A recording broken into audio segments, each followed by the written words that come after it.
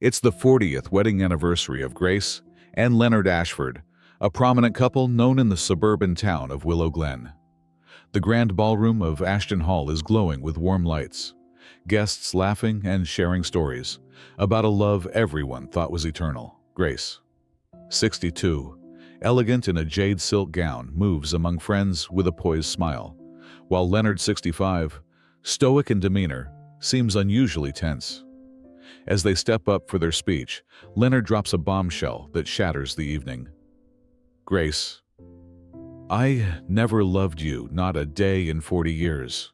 You were just convenient. Gasps ripple across the crowd. Grace's expression hardens, but instead of breaking down, she steadies herself at the mic and replies, "Funny, you say that, Leonard, because I've been hiding something too. Something that changes everything." The room, once buzzing with chatter and laughter, falls into an eerie silence. Champagne flutes tremble in guests' hands. The band, midway through a soft jazz number, stops playing. All eyes lock onto Grace as she stands tall, the decades of pain behind her finally rising to the surface. 40 years of silence ends tonight, she says, her voice even but laced with steel. Leonard, you think you're the only one with a secret? Let's talk about what really kept this marriage together. In the front row, Grace's younger sister Emily, a petite woman in her late 50s, drops her wine glass. It shatters on the floor, and her face drains of color. She knows what's coming. Leonard scoffs, trying to regain control. Don't dramatize this, Grace. You've always been good at playing the victim. Grace smiles coldly. You think I'm playing? You want truth? Then let's unravel it together. The guests are frozen eyes darting between the couple like a tennis match. Many of them have known Grace and Leonard for years, attended their children's birthdays, their holiday parties, their charity events. They had no idea. No one did.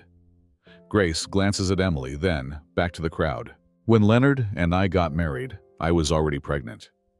But he wasn't the father. Michael Hart was. A man I loved deeply. A man who died just weeks before our wedding. Leonard's composure cracks. He mutters, "Grace, don't do this." But Grace presses on her voice, unwavering. Michael worked in my father's textile factory. We were going to elope, but before we could, he was hit by a car. And just like that, he was gone. My family stepped in fast. They saw Leonard as a solution, a clean name for a child born out of wedlock. Soft whispers rise from the crowd. Some guests glance nervously at one another while others lean forward captivated. I agreed, Grace continues, because I was grieving, because I was scared, because I thought protecting my child mattered more than my pain. Leonard and I made a deal. He needed a wife to secure his grandfather's inheritance, and I needed a name to shield my child. Emily lowers her head, tears sliding silently down her cheeks. But what I didn't know, Grace says slowly, was that Michael's death wasn't an accident. And Emily, she looks directly at her sister. You saw everything that night. Emily stands trembling. I didn't mean to. I never wanted it to happen like that. Gasps rise again. Leonard turns white. That's enough, he snaps, but no one listens. Grace walks closer to him. For 40 years, you thought you had the upper hand. You thought you could keep me silent. But tonight, I've decided I'm done protecting the past. I'm done protecting you. Her eyes sweep across the room. Everyone here deserves to know who they've celebrated, who Leonard Ashford really is. And trust me, we're just getting started. The tension crackles like static in the air. In that moment, the anniversary becomes something else entirely, a reckoning. And Grace, long overlooked, is finally stepping into the light. The ballroom stood silent, except for the hum of the chandelier lights and the quickened breaths of stunned guests.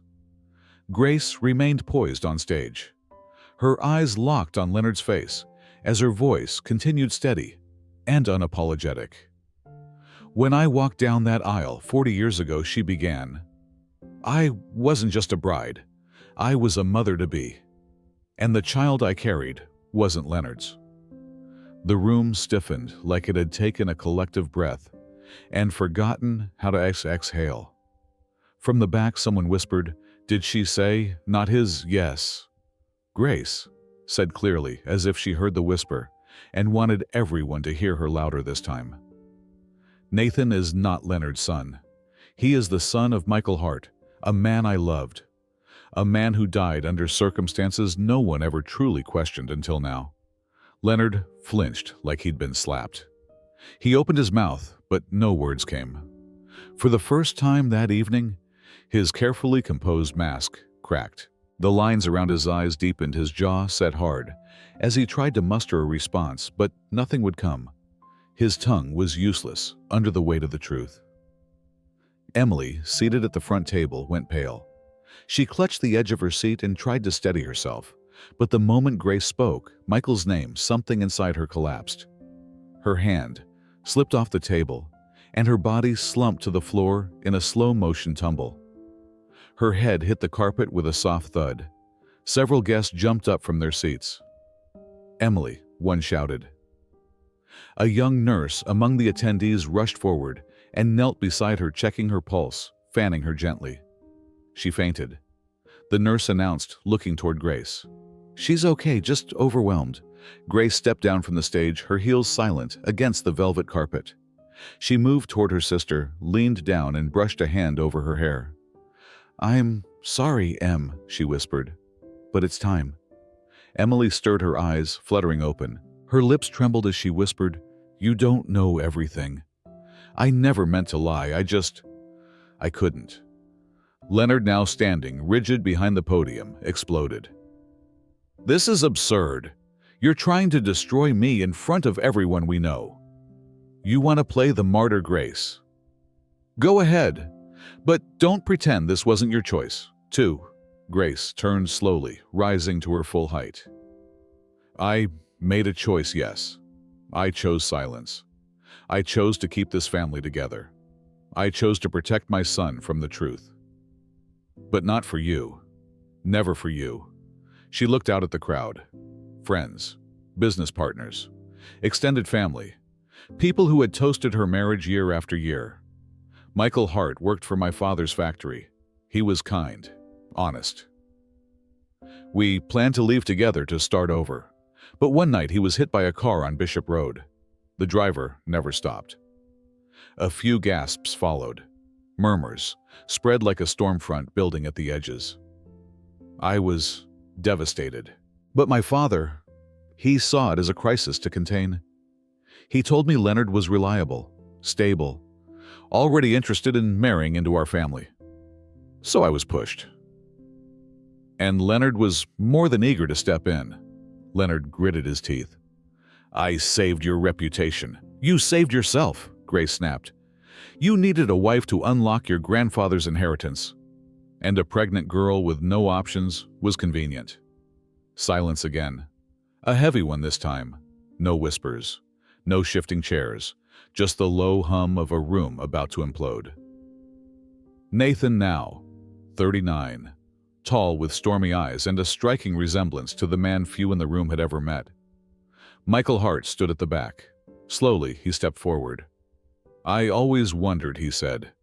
His voice was calm, but each word landed like a hammer. "Why Dad never looked at me with love.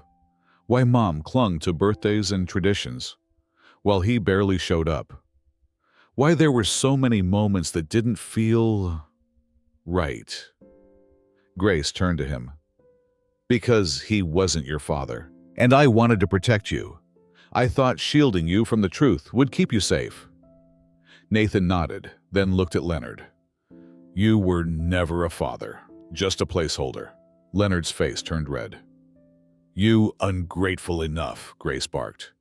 The commanding tone of a woman who had held her silence for 4 decades and, finally, had the floor. "You used me. You used my child. But tonight I'm ending that. Every lie, every mask, it comes off now." The nurse helped Emily into a chair, her face still pale and tear-streaked. Grace returned to the stage. Michael's death wasn't random, and Emily saw what really happened. Isn't that right, Em? Emily covered her face with her hands, her shoulders shaking. I can't. Yes, you can, Grace said, not unkindly.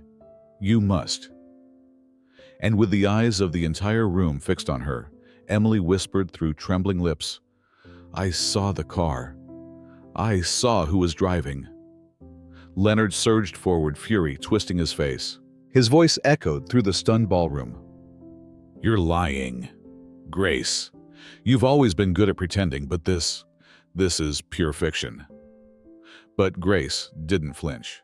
She remained calm, her eyes locked on him like steel. No, Leonard. This is the part where you finally hear the truth you've spent 40 years burying. He jabbed a finger in her direction. You're just trying to destroy me. Right here in front of everyone. How convenient. Grace took a breath, collecting her composure. Convenient. That's rich coming from you. You needed me more than I ever needed you. You weren't my knight in shining armor. You were a business deal my father negotiated in desperation. A wave of murmurs passed through the crowd like wind over tall grass. Some guests leaned toward each other in hushed disbelief. Others just stared in frozen silence. Grace stepped back to the center of the stage and turned to the audience. I was 22, she began. A naive girl mourning the man she loved. My parents were mortified. Their only daughter, unwed and pregnant with a scandal, threatening to upend their reputation in Willow Glen. My father panicked. He called Leonard's family. Leonard tried to interject, but his voice was drowned by the weight of Grace's own. They saw each other's desperation and made a deal. Leonard needed a respectable wife fast. His grandfather's will was crystal clear. No wife, no inheritance. And I needed a lifeline. My father told me this marriage would make everything disappear. Grace scanned the room, her voice growing stronger. I was handed over like property paraded in white to cover the shame of a hidden pregnancy. Leonard didn't blink. He smiled, shook my father's hand, and showed up to the church like he'd won the lottery. That's not true, Leonard shouted. I loved you. I don't. Grace snapped, her voice sharper than anyone had ever heard it. Don't rewrite history now that you're cornered. You didn't marry me for love. You married me to collect a check. The tension in the room was almost unbearable. Glasses sat untouched. People barely breathed. This wasn't a celebration anymore. It was a reckoning. Grace looked toward Nathan, her eyes softening. I convinced myself for years that I was doing the right thing. That raising my son with a stable home, even a cold one, was better than no home at all. I thought Leonard would come around. That one day, maybe he'd look at Nathan and see more than just a burden. Nathan, his expression unreadable, slowly nodded. He never did. I always felt it. Like I didn't belong. Grace returned her gaze to Leonard. You didn't just ignore him, you resented him. Because every time you saw him, you remembered the man I loved, the one you couldn't be. Leonard's fists clenched at his sides. His mouth opened then shut again. For once he had no clever retort, no denial that sounded believable. Emily, now seated upright, wiped her eyes with a tissue and spoke hoarsely. Grace told me what our father said to her that night. He said, a scandal can ruin a name, but a well-placed marriage can rebuild an empire. We all bought into the lie. I watched my sister walk into a life of silence, just so the rest of us wouldn't have to deal with the shame. A woman in the crowd whispered, that poor girl. Grace smiled, but there was no joy in it. It wasn't a marriage, Leonard. It was damage control, a merger between your desperation and mine. But I played my part. I smiled at every fundraiser, cooked for every dinner guest, and clapped for every promotion you celebrated. I let the world believe in our fairy tale. Leonard's shoulders sagged. He looked smaller now, less the dominant husband and more the hollow man underneath. You used me, he muttered. No, Grace replied. We used each other. You needed a wife, and I needed cover. But the difference is, I came in with pain and hope. You came in with greed and secrets." She turned to the guests, her voice like a gavel falling. "Tonight isn't just the end of a lie, it's the beginning of the truth. For Nathan, for Michael, for everyone who thought they knew us." The room sat breathless. Grace looked around, her eyes fierce, but shining with relief. This was never Love Leonard. But what's coming next, what I'm about to reveal, is going to show just how far you were willing to go to protect your illusion. Silence cloaked the ballroom again, thick and breathless. Leonard's face had drained of color, but the storm in his eyes only darkened. He paced near the edge of the stage like a caged animal, jaw clenched, sweat beading on his forehead. Grace, standing tall, addressed the room once more. "Everything I said until now, that was just the beginning. Michael Hart didn't die in some tragic accident. He was murdered." Gasps erupted like fireworks across the room. Someone dropped a glass. Chairs scraped back. "It was no longer just a scandal, it was a crime." Leonard's voice shook with forced outrage. "That's a disgusting accusation." "You're crossing a line now, Grace." But Grace remained unmoved. "I crossed that line the moment you said I was convenient." "You opened the door, Leonard. I'm just walking through it." She turned toward her sister, who sat hunched over, shaking. "Emily, it's time." Emily looked up slowly, her eyes swollen with tears. Her voice, barely more than a whisper, trembled as she said, "I can't." "You can," Grace encouraged gently. "You've carried this too long." Emily stood her knees, weak hands gripping the back of the chair in front of her for balance. She turned to face the crowd, her words fragile but devastating. "It was late. The night Michael died. I was walking home from the factory. I always cut through the alley off Bishop Road. It was faster. I heard a car coming too fast. Way too fast for that street." A shudder moved through her body. I looked up. I saw Michael on the sidewalk. He was walking with his head down, probably thinking about Grace. He didn't even hear it coming until the last second. A woman in the crowd covered her mouth. Another clutched her husband's arm. Emily continued, her voice cracking. Leonard's car, his old silver Ford, sped up instead of slowing down. Michael looked up. "I swear I saw him try to jump out of the way." But the car didn't swerve. It hit him straight on. Leonard's face twisted. "You're delusional." There were no witnesses. The police ruled it an accident. Emily's eyes locked onto him suddenly, fierce. "No one asked me what I saw because I never came forward. I ran. I was scared. You had just gotten engaged to my sister. My family adored you. And I didn't want to believe what I saw." The room reeled. Every pair of eyes turned to Leonard, with a new lens, one of horror. This wasn't just a broken marriage anymore. It was a potential murder scene uncovered 4 decades too late. Emily collapsed back into her seat, sobbing openly. "I should have spoken up. I should have told Grace. But I didn't want to destroy her. And I couldn't live with knowing she married a killer."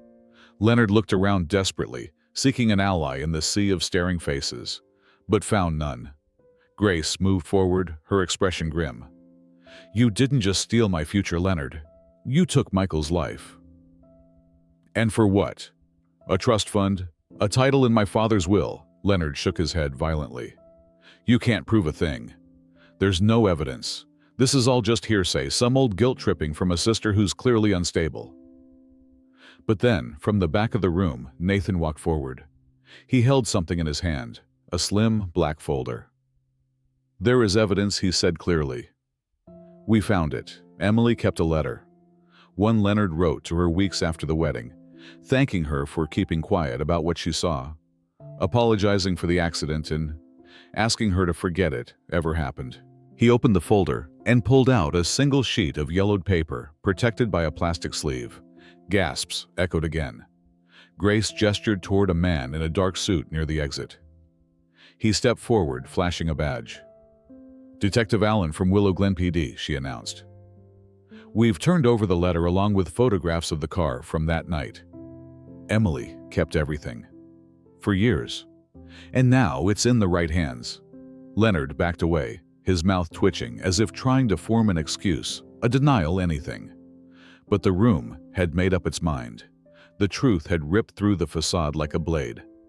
Grace walked over to her son and took the folder from him. You murdered the man I loved. Then you used my grief to lock me into a life you never earned. But justice isn't bound by time. And tonight it catches up to you. Leonard's voice dropped to a hoarse growl. You think they'll believe this? They already do, Grace replied coldly. The officer stepped forward. Mr.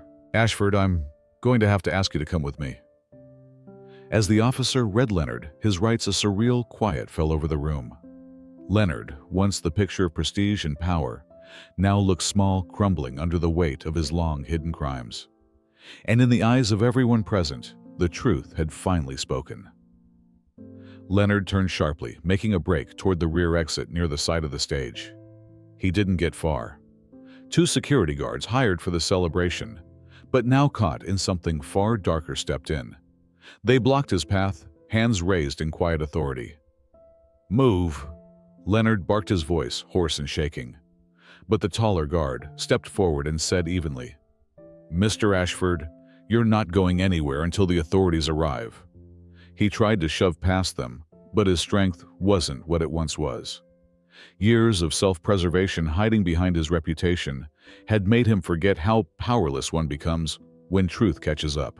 He stumbled back, looking every bit the cornered man he was. Grace stood at the center of the stage, unmoved. Her gaze followed him like a hawk, steady, and filled with decades of unshed emotion. She reached down beside her and picked up a leather folio she'd placed beneath the podium earlier. This isn't just about Emily's testimony, she said calmly, holding the folio up. I've had this for years.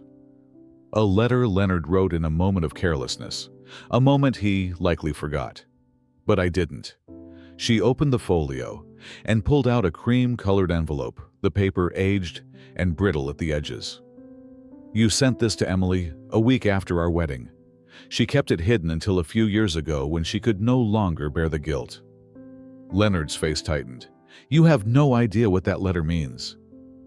I know exactly what it means, Grace replied. It's an apology, thinly veiled.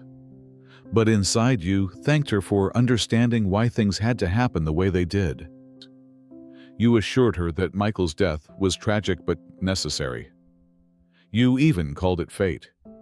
But what you didn't know is that Emily also kept photographs. Gasps rolled across the crowd. Grace looked toward Emily, who, pale and shaking, nodded. I took them that night, Emily said, right after I saw it happen. I don't even remember why. Maybe because I couldn't believe it myself. I saw the dent in Leonard's bumper.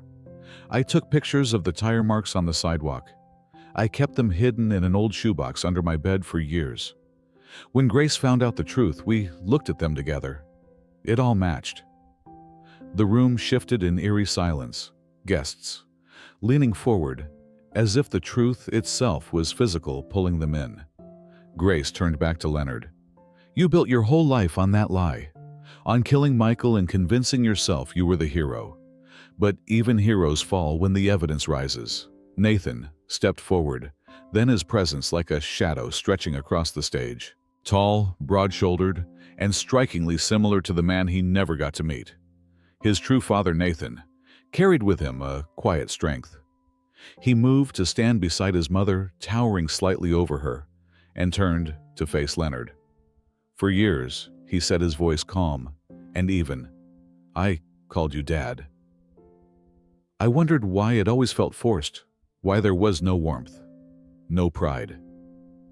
I asked myself if I had done something wrong. He paused, his gaze burning into Leonard. But now I know it wasn't me. It was you. You looked at me and saw the face of the man you killed. You could never love me because I was a living reminder of what you tried to erase. Leonard flinched as if struck. Nathan stepped closer. You stole everything from my mother, her love, her future, her dignity. And you tried to take mine too.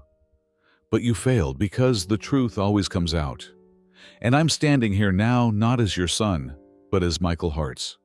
And I will carry his name with pride." Tears welled in Grace's eyes, but she didn't let them fall. She placed a hand on Nathan's shoulder, her grip strong and certain. The room erupted in murmurs, a mix of admiration and stunned awe. For many of the guests, Leonard had been a business partner, a community figure, someone they respected. But now, all of that was crumbling. From the ballroom entrance, the sound of sirens bled into the distance, growing louder. Red and blue lights flickered outside the stained glass windows of Ashton Hall. "They're here," said one of the guards quietly. Grace nodded. "Good. Let justice finally enter this room." Leonard turned to her voice, low and bitter. "You think this will end well for you? You've just destroyed our legacy." She took a step forward, her voice clear and fearless. "No, Leonard. You destroyed it the moment you chose murder over honesty. The moment you decided my grief was your opportunity. I'm just cleaning up what you left behind." As the police stepped inside, flashlights briefly slicing through the dim ballroom, all eyes turned to Leonard Ashford. His expression was empty, no more defenses left to offer. Nathan stood tall beside his mother. His father's blood and legacy finally made whole, not by inheritance, but by truth. The ballroom shimmered with silence once again, but this time it wasn't from shock. It was from anticipation.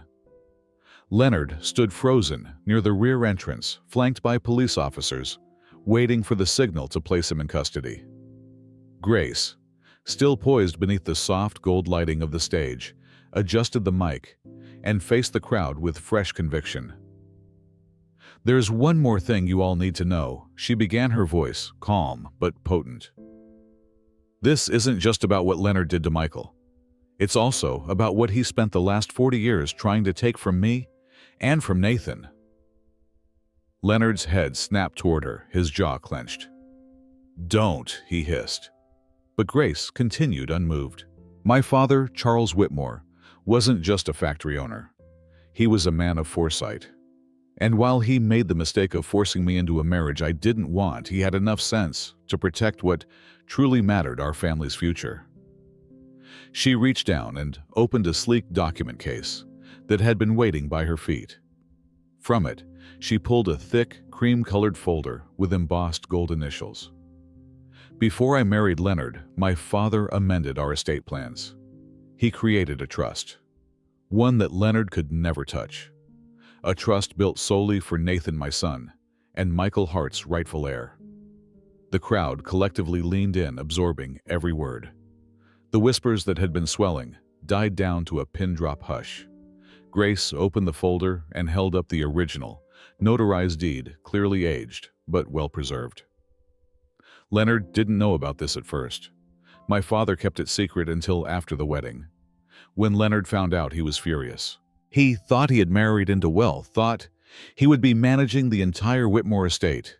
But instead, he found out that everything, every asset, every account, every property was held in trust for Nathan to be accessed only when he turned 40.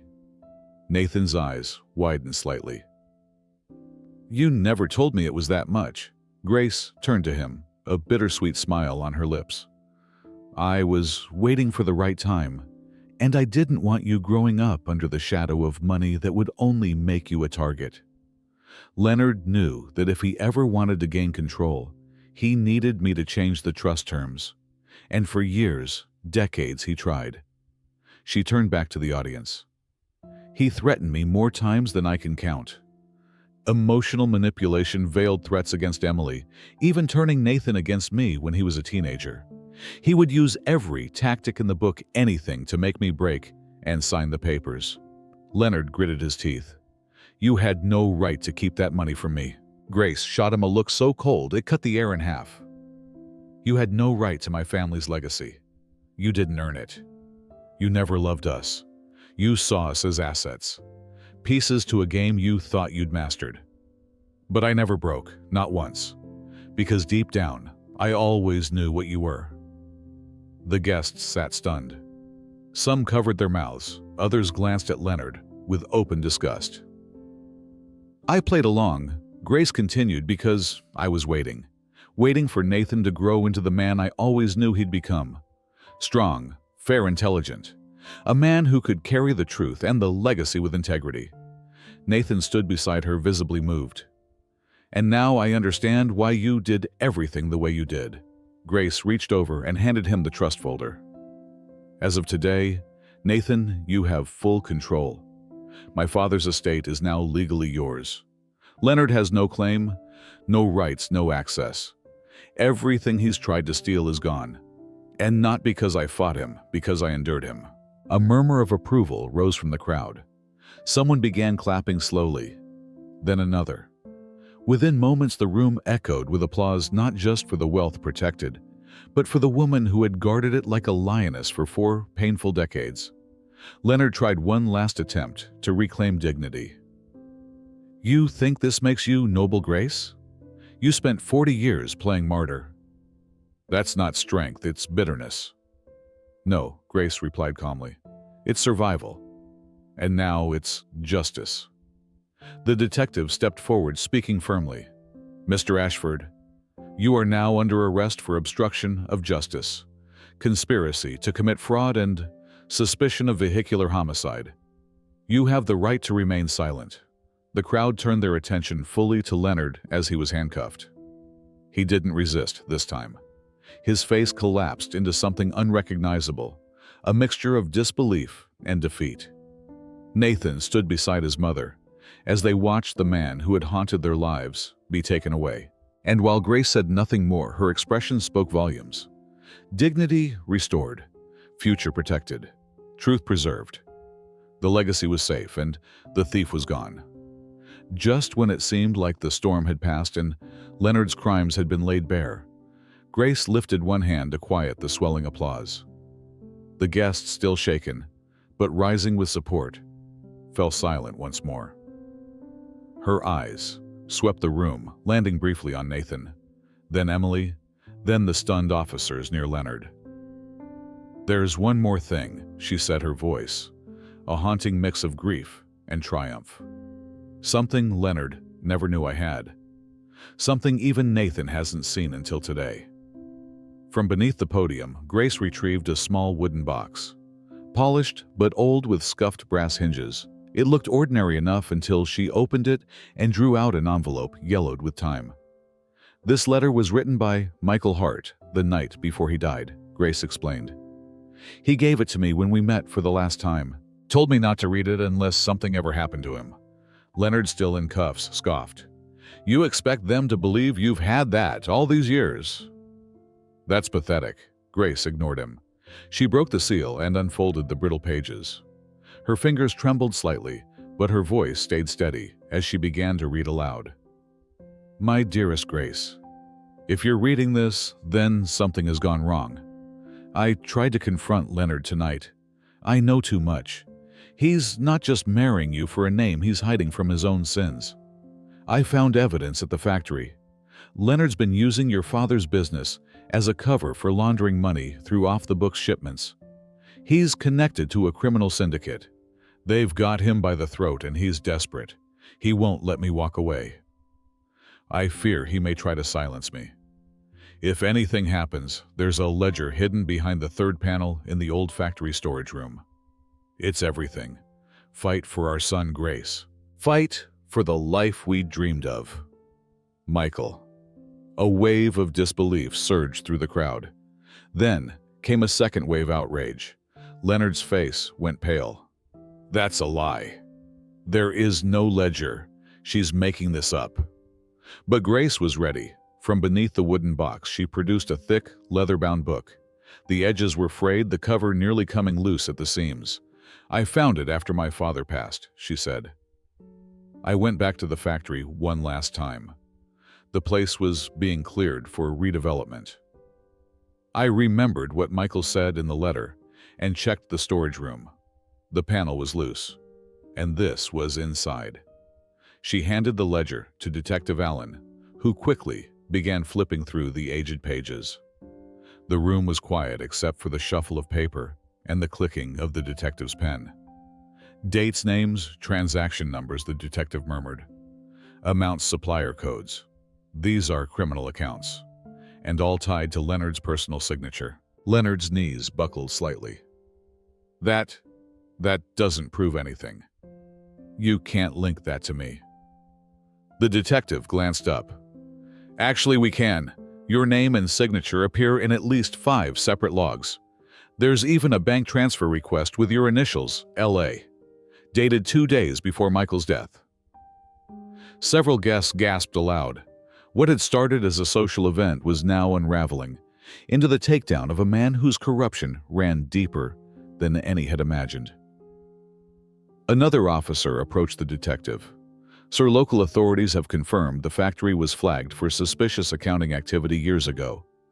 This matches what we've seen in previous money laundering cases. The detective nodded, then turned to Leonard. Mr. Ashford, you are now under arrest for additional charges, including racketeering and criminal conspiracy. The FBI will likely take over from here.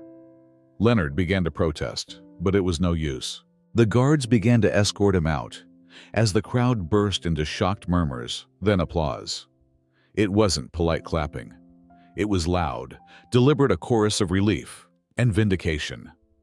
Applause for the woman who stood against her oppressor, for the son who reclaimed his name, for the truth that shattered every illusion built by a man now being led away in handcuffs.